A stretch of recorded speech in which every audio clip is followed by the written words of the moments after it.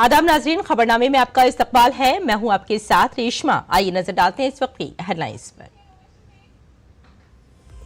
वजीर आजम नरेंद्र मोदी ने अमेरिका में कहा, भारत बन रहा है ग्लोबल साउथ की बुलंद आवाज, दुनिया सुनती है अब हमारी बात। न्यूयॉर्क में एनआरआई से खिताब करते हुए वजीर आजम ने कहा, भारत दुनिया की खुशहाली में बढ़ाना चाहता है अपना ताउन।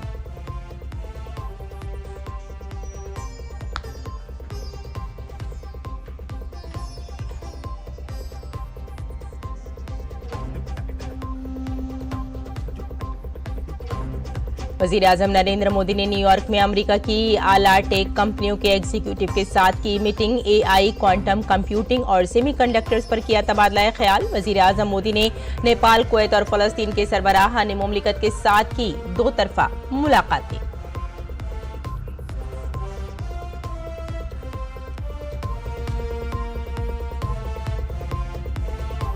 जम्मू कश्मीर में असेंबली इंतखाबात के दूसरे मरहले के लिए आज खत्म होगी इंतखाबी मुहिम। बीजेपी नेशनल कॉन्फ्रेंस और पीडीपी की मुहिम जारी।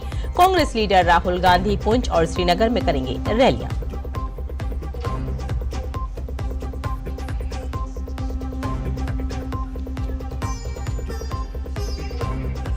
हरियाणा इंतखाबात के लिए इंतखाबी मुहिम शबाब पर बीजेपी के सीनियर लीडर अमित शाह आज टोहाना और जगाधरी में करेंगे जलसा आम। कांग्रेस सदर मल्लिकार्जुन खड़गे अंबाला और घरौंदा में करेंगे जलसा आम।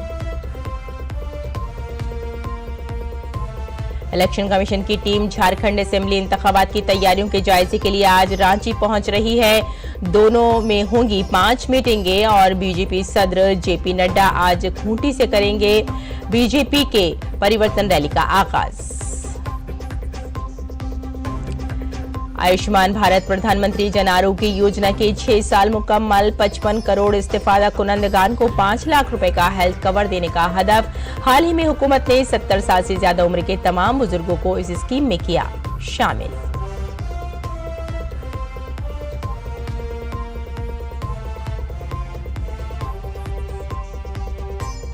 एनपीपी रहनुमा अनुराग कुमारा दिसानायके आज श्रीलंका के सदर के तौर पर लेंगे हलफ। दिसानायके बनेंगे मुल्क के नवे सदर।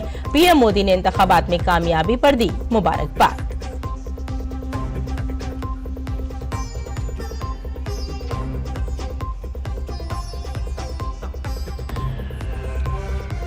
और भारत ने शतरंज ओलंपियाड में तलाई तमगा जीतकर रकम की तारीख। 97 सालों में पहली बार भारतीय मर्दों और खवातीन दोनों की टीम ने ओपन जुमरे में जीता सोने का तमगा।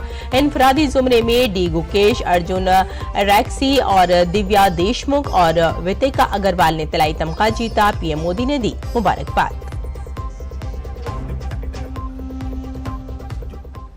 और आइए अब खबरों पर डालते हैं विस्तार से नजर। वजीर आजम नरेंद्र मोदी ने अपने अमेरिका दौरे के दौरान न्यूयॉर्क में एनआरआई से खिताब करते हुए कहा कि भारत आज ग्लोबल साउथ की बुलंद आवाज बन रहा है। उन्होंने कहा कि आज दुनिया भारत की बातों को सुनती है और ये कि भारत दुनिया पर गलबा हासिल नहीं करना चाहता बल्कि दुनिया की खुशहाली में अपना ताउन बढ़ाना चाहता है। वजीर आजम नरेंद्र मोदी ने भारत को एक तरक्की याफ्ता मुल्क बनाने का पुष्प मंत्र दिया और साथ ही न्यूयॉर्क में नेसाउ कॉलेजियम में वजीर आजम ने कहा कि पुष्प की ये 5 पंखुड़ियां मिलकर एक तरक्की याफ्ता भारत बनाएंगी। वजीर आजम ने कहा कि भारत अब पीछे नहीं रहता, वो नए निजाम बनाता है और उसकी रहनुमाई करता है। मुल्क में मुतहरिक जमहूरियत की तरफ इशारा करते हुए वजीर आजम ने कहा कि हाल ही में भारत ने दुनिया में सबसे ज्यादा वोटिंग कराई है। पेश है इस सिलसिले में ये खुसूसी रिपोर्ट।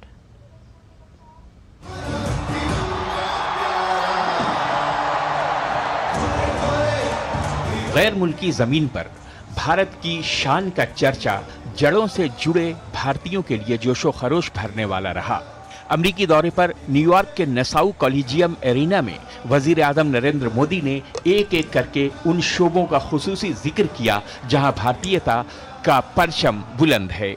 आज करोड़ों भारतीयों की एस्पिरेशन भारत की ग्रोथ को ड्राइव कर रही है। हर एस्पिरेशन नए अचीवमेंट को जन्म देती है और हर अचीवमेंट नए एस्पिरेशन के लिए खाद पानी बन रही है। अब भारत पीछे नहीं चलता, अब भारत नई व्यवस्थाएं बनाता है, अब भारत नेतृत्व करता है। वजीर आजम ने पुष्प यानी फूल की तारीफ मुतय्यन की और इसकी अहमियत को भी उजागर किया। उन्होंने कहा कि पुष्प की 5 पंखुड़ियां मिलकर ही अब तरक्की याफ्ता भारत बनाएंगी। मैं इस पुष्प को डिफाइन करता हूं, P for progressive Bharat, you for unstoppable Bharat, S for spiritual Bharat, H for humanity first को समर्पित Bharat, P for prosperous Bharat, यानी पुष्प की 5 पंखुड़ियों को मिलाकर ही विकसित भारत बनाएंगे। वजीर आजम ने कहा कि भारत अब रुकने वाला और थमने वाला नहीं है। उन्होंने कहा कि भारत चाहता है कि अब ज्यादा से ज्यादा device made in India chips से बने। भारत अब रुकने वाला नहीं है, भारत अब थमने वाला नहीं है। भारत चाहता है दुनिया में ज्यादा से ज्यादा device made in India chip पर चले। हमने सेमीकंडक्टर सेक्टर को भी भारत की तेज ग्रोथ का आधार बनाया है। वजीर आजम नरेंद्र मोदी ने अपने खिताब में इस साल हुए लोकसभा इंतखाबात का भी जिक्र किया। उन्होंने कहा कि चुनाव के तवील अमल के बाद इस बार भारत में कुछ अदीमुल मिसाल हुआ है, यानी मुसलसल तीसरी बार मरकज में बीजेपी की सरकार इख्तिदार में लौटी है। पिछले 60 सालों में ऐसा नहीं हुआ। प्रधानमंत्री नरेंद्र मोदी ने जहां भारत की विकास गाथा को एक एक कर बताया और बताया कि किस तरह से तमाम भारतीय संघर्ष के साथ लगातार आगे बढ़ रहे हैं और आने वाला समय सिर्फ हमारा है। कैमरामैन संजय जना के साथ Nikhil Singh, DD news, New York. इस दौरान वजीर आजम नरेंद्र मोदी ने एनआरआईज की सहूलत के लिए बोस्टन और लॉस एंजलिस में कौंसिल खाने खोलने का ऐलान किया। मुझे आपको ये बताते हुए खुशी है कि आपके सुझावों के बाद भारत ने बोस्टन और लॉस एंजलिस में 2 नए कॉन्सुलेट खोलने का निर्णय लिया है। वजीर आजम नरेंद्र मोदी ने अपने दौरे अमेरिका के दूसरे दिन न्यूयॉर्क में भारत निजात लोगों से खिताब किया। न्यूयॉर्क के नेसाउ कॉलेजियम में पीएम मोदी को सुनने के लिए हजारों लोग मौजूद थे। पीएम का खिताब सुनने आए एनआरआईज में जबरदस्त जोश व खरोश देखा गया। डीडी न्यूज से बात करते हुए एनआरआई ने पीएम मोदी से मुलाकात को एक तारीखी लम्हा करार दिया। बहुत ही इंस्पिरेशनल था। उन्होंने समझाया India's priority is not to put the pressure in the world but to create an impact. और उन्होंने जो लखपति दीदी या ड्रोन दीदी के बारे में बात की, कार्बन फुटप्रिंट कम करने के बारे में बात की, it's very impressive. NRI non resident Indian है, उनका उत्साह इतना बढ़ा है, इतना सम्मान बढ़ा है कि हम चाहते हैं कि मोदी हमेशा रहे यहाँ पे। जब से मोदी जी आए हैं तब से हमारा सम्मान इतना बढ़ा है कि हमेशा चाहते हैं कि वो हमेशा रहें। और जो कुछ भी आज उन्होंने बोला हम लोगों को सबको बहुत ऊर्जा देता है। His speech was very inspirational and it kind of strengthened all of us, all the American Indians here. तो मोदी है तो it's possible. Well, Modi ji को हम बहुत सालों से पढ़ रहे हैं, सुन रहे हैं। आज पहली बार मुझे मौका मिला उनसे। I mean, he connects from very first minute, I think he's magician. जिस तरीके से उन्होंने बोला, मैं कम से कम 100 टाइम तो क्लैप किया होगा, उनकी लिस्ट नहीं खत्म हो रही थी। इतने सारे इंडिया के achievement, it looks really good to feel. I think the leader, who can motivate others, and I think he is a true leader, So Modi ji की जितनी भी बात की जाए कम है। मैं मोदी जी की बहुत बड़ी फैन हूँ और मोदी जी इंडिया के लिए जितना कर रहे हैं, घर घर गांव हर एक बार साल में एक बार जाती हूँ गांव, तो मुझे सब बूढ़े से बूढ़े, बुजुर्ग, बच्चे सब बोलते हैं कि उनके आने से हम लोग को बाथरूम की सुविधा, लाइट की सुविधा, गैस की सुविधा इतनी हो गई है कि बुजुर्ग लोग और गांव के लोग बहुत खुशी हैं। तो मैं हमेशा चाहूँगी कि वही देश के लिए आगे बढ़ाएं। और न्यूयॉर्क में वजीर आजम नरेंद्र मोदी ने नेपाल के वजीर आजम केपी शर्मा ओली के साथ दो तरफा मुलाकात की। दोनों रहनुमाओं ने बाहमी ताल्लुकात समेत कई आलमी और इलाकाई उमूर पर तबादला ख्याल किया। पीएम मोदी ने कुवैत के वली अहद सबाउल खालिद सबा के साथ दो तरफा मीटिंग की। पीएम मोदी ने फलस्तीन के सदर महमूद अब्बास के साथ भी दो तरफा मुलाकात की।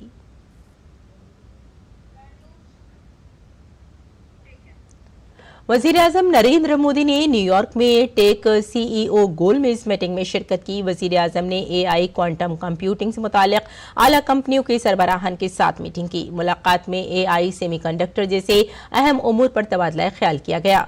वजीर आजम नरेंद्र मोदी ने भारत में सरमायाकारी के इम्कानात और टेक्नोलॉजी, डिजाइन और इन इंडिया के बारे में सभी को मदऊ किया। वजीर आजम नरेंद्र मोदी ने न्यूयॉर्क में हॉलटेक इंटरनेशनल के बानी और सीईओ डॉक्टर कृष्णा सिंह से मुलाकात की। उन्होंने हॉलटेक के भारत में मैन्युफैक्चरिंग को बढ़ाने के मंसूबों और जौहरी तवानाई के शोबे में ताउन बढ़ाने के इम्कानात पर तबादला ख्याल किया। वजीर आजम नरेंद्र मोदी के दौरे अमेरिका के तीसरे दिन का सबसे बड़ा फोकस वजीर आजम का अक़वाम मुत्तहिदा में समिट ऑफ द फ्यूचर है। यह खिताब कितना अहम है और किन मायनों में ये कॉन्फ्रेंस खास है, बता रहे हैं न्यूयॉर्क से हमारे नामानिगार निखिल सिंह। यूनाइटेड नेशंस में समिट ऑफ द फ्यूचर को संबोधित करेंगे। जाहिर तौर पर दुनिया उत्सुक होगी यह जानने के लिए कि भविष्य की समस्याओं के लिए भारत के प्रधानमंत्री आखिर क्या समाधान सुझाते हैं। भारत के अगर रुख की बात करें, भारत की प्राथमिकताओं की बात करें, तो इस समिट में भारत साउथ साउथ कॉपरेशन से लेकर सतत विकास और उससे जुड़े हुए लक्ष्यों को समयबद्ध तरीके से प्राप्त करने के लिए किए जा रहे प्रयासों पर जोर देगा। जब दुनिया भर के तमाम देशों के शीर्ष नेता इस समिट में एकत्रित होंगे तो चिंतन, मंथन, मनन इस बात पर होगा कि आखिर कौन सी रणनीति वर्तमान में अपनाई जाए ताकि दुनिया का भविष्य बेहतर बन सके। इस समिट में एक outcome document, pact for the future भी अपनाया जाएगा। कैमरामैन संजय जैना के साथ Nikhil Singh, DD news, United Nations, New York. और आइए अब दीगर खबरों का रुख करते हैं। जम्मू कश्मीर में असेंबली इंतखाबात के दूसरे मरहले की मुहिम आज खत्म हो जाएगी। तमाम जमातों ने अपनी पूरी ताकत इंतखाबी मुहिम में लगा दी है। कांग्रेस लीडर राहुल गांधी आज पुंछ और श्रीनगर में अवामी जलसे करेंगे और अपनी पार्टी के उम्मीदवारों के लिए वोट मांगेंगे। हरियाणा में एक ही मरहले में होने वाले असेंबली इंतखाबात के लिए मुहिम उरूज पर है। तमाम पार्टियां इंतखाबी मुहिम में मसरूफ हैं। इसी सिलसिले में बीजेपी के सीनियर लीडर अमित शाह आज टोहाना और जगाधरी में जलसा-ए-आम करेंगे और दरियासना कांग्रेस सदर मल्लिकार्जुन खड़गे अंबाला और घरौंदा में जलसा-ए-आम से खिताब करेंगे।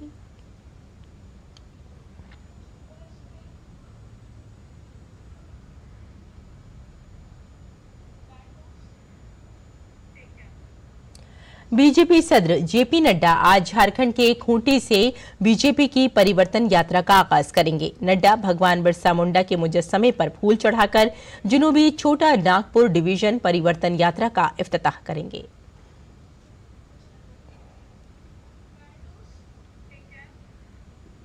इलेक्शन कमीशन की टीम झारखंड असेंबली इंतखाबात की तैयारियों का जायजा लेने के लिए 2 रोजा दौरे पर आज रांची पहुंचने वाली है।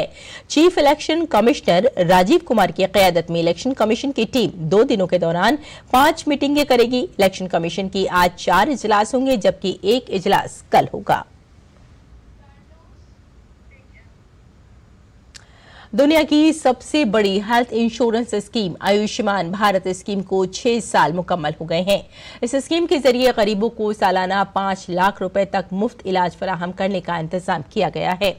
मोदी हुकूमत की आयुष्मान भारत स्कीम समाज की कमजोर तबके के लोगों को हेल्थ इंश्योरेंस की सहूलत फराहम करती है। इस स्कीम को प्रधानमंत्री जन आरोग्य योजना भी कहा जाता है। इस स्कीम से 55 करोड़ लोग और 12 करोड़ से ज्यादा खानदान मुस्तफीद होंगे। मुल्क की तकरीबन 40% आबादी इस स्कीम के दायरे कार में आती है। हाल ही में काबीना ने 70 साल से ज्यादा उम्र के लोगों को आयुष्मान भारत स्कीम के दायरे में लाने की मंजूरी दी है। ये स्कीम 3 रियासतों को छोड़कर मुल्क की तमाम रियासतों में लागू है। पेश है ये खुसूसी रिपोर्ट। इस बात को यकीनी बनाने के लिए कि गरीब लोग पैसे की कमी की वजह से इलाज से महरूम न रहें, वजीर आजम नरेंद्र मोदी ने 23 सितंबर 2018 को दुनिया की सबसे बड़ी हेल्थ इंश्योरेंस स्कीम प्रधानमंत्री जन आरोग्य योजना का आगाज किया। इसके तहत हर साल 12 करोड़ से ज्यादा गरीब खानदानों को 5 लाख रुपए तक का मुफ्त इलाज फराहम करने का इंतजाम है। इस स्कीम के दायरे कार में 55 करोड़ से ज्यादा लोग आते हैं। हाल ही में काबीना ने 70 साल से ज्यादा उम्र के लोगों को आयुष्मान भारत स्कीम के दायरे में लाने की मंजूरी दे दी है। सभी बुजुर्गों को irrespective of any income group all have been included in Ayushman Bharat above the age of 70 और इसको हम अक्टूबर महीने में हम इसको लॉन्च कर देंगे। गुज़िश्ता 6 सालों में प्रधानमंत्री जन आरोग्य योजना के तहत 37 करोड़ से ज्यादा मुस्तफिदीन के आयुष्मान कार्ड बनाए गए हैं। इस स्कीम में 1949 हेल्थ पैकेजेस हैं, जिनमें 27 मेडिकल स्पेशलिटी पैकेजेस भी शामिल हैं, जिसमें जनरल मेडिसिन, सर्जरी, कैंसर, दिल के अमराज शामिल हैं। इस स्कीम में अस्पताल से डिस्चार्ज होने के बाद 15 दिन तक मुआयने, खाने पीने और ट्रांसपोर्टेशन की सहूलत फराहम की जाती है। मुल्क भर के 29,648 अस्पतालों को, जिनमें 13,049 निजी अस्पताल शामिल हैं, इस स्कीम से मुंसलिक हो चुके हैं। आयुष्मान भारत स्कीम के तहत अब तक 8 करोड़ से ज्यादा गरीब लोगों ने अस्पताल में दाखिला करवाकर मुफ्त इलाज कराया है। इनमें से 49% खवातीन हैं। अगर बीमारियों की बात की जाए तो कैंसर, गुर्दे, दिल के अमराज, आम अद्वियात और गैस्ट्रो के अमराज में मुब्तला अफराद को सबसे ज्यादा फायदा पहुंचा है। किडनी वो खराब होने के बाद फिर वो पाइप निकाला गया और डायलिसिस चालू कर दिया गया। डायलिसिस के दौरान मेरे पास पैसे भी नहीं बचे थे। आयुष्मान कार्ड की देन है, मैं उनका इलाज करा पा रहा हूँ। 73 दिन था मेरा बच्चा एडमिट और आयुष्मान कार्ड का मेरा पूरा आयुष्मान कार्ड से इलाज हुआ। उसमें मेरा पैसा नहीं लगा बिल्कुल हॉस्पिटल में। हम आर्थिक स्थिति से इतना मजबूत नहीं थे कि हम इलाज करा पाते बच्चे के, तो ज़्यादा नहीं गया हूँ। केंद्र सरकार की इस योजना से हम लोग बहुत संतुष्ट हैं और खुश हैं। इस स्कीम का सबसे बड़ा फायदा इसकी पोर्टेबिलिटी है। इसका मतलब है कि अगर आपका कार्ड एक रियासत में बनाया गया है तो आप दूसरी रियासत के पैनल अस्पताल में भी इलाज करवा सकते हैं। बैन रियासती नक्लो हमल की वजह से तकरीबन 12 लाख लोगों को इलाज का फायदा मिला और हुकूमत ने तकरीबन 3100 करोड़ रुपए खर्च किए। आयुष्मान भारत स्कीम 33 रियासतों और मरकज के ज़ेर इंतजाम इलाकों में लागू है। फिलहाल ये स्कीम दिल्ली, मगरबी बंगाल और ओडिशा में लागू नहीं है। ये स्कीम मुकम्मल तौर पर कैशलेस है। आयुष्मान भारत योजना 23 रियासतों में ट्रस्ट मॉडल, 7 रियासतों में इंश्योरेंस मॉडल और 3 रियासतों में हाइब्रिड मॉडल के साथ नाफिज है। नितेंद्र सिंह की रिपोर्ट, डीडी न्यूज उर्दू खबरें।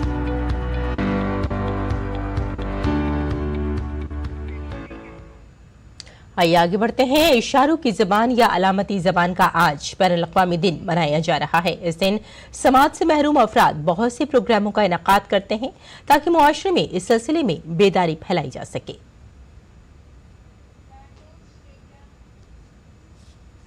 नेशनल पीपल्स पावर की रहनुमा अनुराग कुमारा दिसानायके आज श्रीलंका के सदर के ओहदे का हलफ उठाएंगे। वो मुल्क के 9वें सदर होंगे। अनुराग दिसानायके ने सदारती इंतखाब जीत लिया है। श्रीलंका की तारीख में पहली बार वोटों की गिनती के दूसरे मरहले ने सदारती इंतखाब के फातेह का फैसला किया, क्योंकि सरफहरिस्त 2 उम्मीदवार पहले मरहले में लाजमी 50% वोट हासिल करने में नाकाम रहे। पीएम मोदी ने अनुराग दिसानायके को सदारती इंतखाबात में कामयाबी पर मुबारकबाद दी है। और आइए अब नजर डाल लेते हैं दिल्ली से शाये कुछ उर्दू अखबारात पर।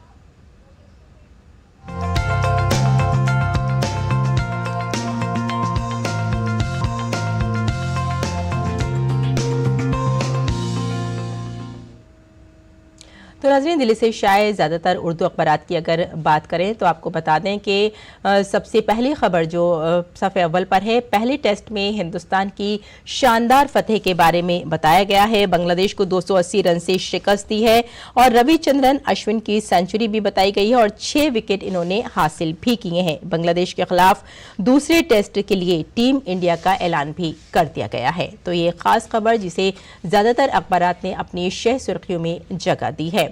एक बार फिर आपको बता दें कि बांग्लादेश को 280 रन से शिकस्त दी जा चुकी है और रविचंद्रन अश्विन की सेंचुरी और 6 विकेट हासिल किए हैं। और आइए अब नजर डाल लेते हैं नाजरीन अगली सुर्खी पर। अगली सुर्खी भी काफी अहम हो जाती है। ट्रंप के दूसरे सदारती मुबाहिसा में फरार की कोशिश और कमला हैरिस इस पर राजी हो चुकी हैं। आपको यहाँ ये बताते चलें कि पहले भी ऐसा हो चुका है कि डोनाल्ड ट्रंप बहाने तराशते हुए नजर आते हैं, बहाने बनाते हैं और किसी भी मुबाहिसे में शामिल होने से कतराते हैं।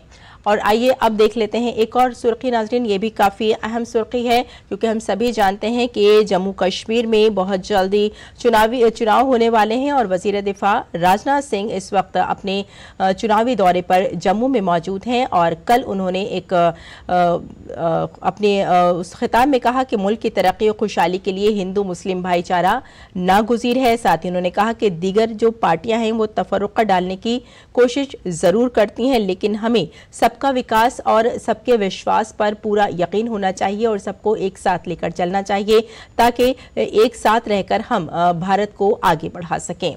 और आइए अब देख लेते हैं अगली सुर्खी नाज़रीन। म्यांमार में सैलाब से मरने वालों की तादाद 384 बताई गई है और साथ में ये भी बताया गया है कि 89 लोग लापता हो गए हैं इस सैलाब के जरिए। और आपको बता दें कि काफ़ी हद तक जो वहाँ की बस्तियां हैं वो इससे मुतासिर हुई हैं, जो मुल्क के तकरीबन 16% रकबे पर मुहित है। यानी जो लोग वहाँ इस वक्त रह रहे हैं वो काफ़ी परेशान हैं। इंतज़ामिया की पूरी कोशिश है कि आम लोगों को काफ़ी सहूलियात दी जा सके और ख़ासतौर से सैलाब से जो मरने वाले हैं उनके जो लवाहिकीन हैं उनको कुछ रकम भी अदा की जा सके। और आइए अब देख लेते हैं अगली सुर्खी नाजरीन। अगली सुर्खी भी काफ़ी ख़ास है क्योंकि हम सभी जानते हैं कि इस वक्त गज़ा में काफ़ी परेशानी का लोग सामना कर रहे हैं। गज़ा में इजरायली फ़ौज का पनाह गुज़ीन स्कूल पर एक हमला किया गया। बच्चों समेत 22 फ़लस्तीनी इसमें शहीद बताए जा रहे हैं। जंग के दौरान नाजरीन इस स्कूल को बंद कर दिया गया था और इस स्कूल में फ़िलहाल अगर बात करें तो जो बेघर अफराद थे वो पनाह लिए हुए थे और हमले के साथ ही इसमें 22 लोग जो हैं वो शहीद बताए जा रहे हैं और इसमें बच्चे भी काफ़ी शामिल हैं। और अब देख लेते हैं एक और ख़ास सुर्खी। आपको बता दें कि अरुणा दिसानायके श्रीलंका के नए सदर बना दिए गए हैं। हफ्ते को सदारती इंतखाबात जीत के लिए 50% से ज़्यादा किसी भी उम्मीदवार को वोट नहीं मिले हैं। फिलहाल अगर बात करें तो अरुणा दिसानायके श्रीलंका के नए सदर बन चुके हैं। आज उनकी हलफबर्दारी भी होगी। वज़ीर आज़म नरेंद्र मोदी ने मुबारकबाद भी दी है। साथ ही अगर आपको ये बता दें कि श्रीलंका की जो पुलिस है उसने आम लोगों से कहा है कि जश्न मनाएं, लेकिन बहुत ही पीसफुल तरीके से जश्न मनाएं, पुरअमन तरीके से ये जश्न मनाएं ताकि किसी को कोई भी परेशानी का सामना ना करना पड़े। तो नाज़रीन ये था अखबारात का मुख्तसर जायजा। और आइए अब लौटते हैं बुलेटिन की तरफ, कुछ और खबरों पर नजर डाल लेते हैं। भारत ने शतरंज ओलंपियाड के ओपन जुमरे में मर्दों और खवातीन दोनों जुमरों में सोने के तमगे जीतकर तारीख रकम की है।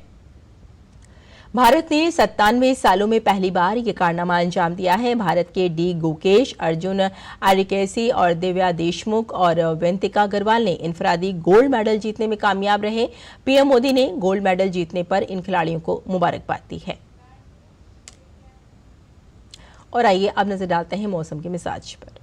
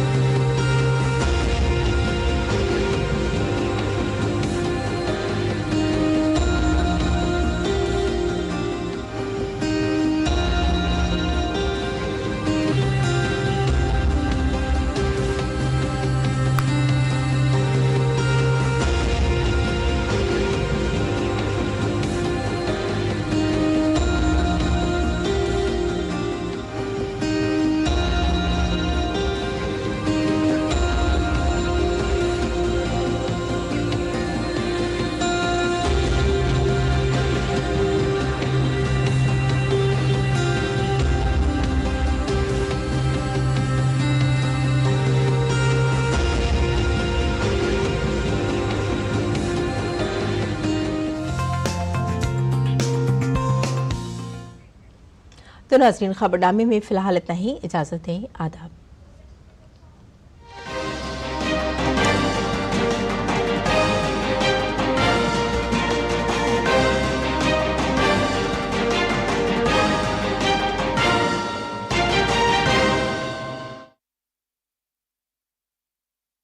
अगर तू बता देगा ना तो वो तुझे छोड़ देंगे।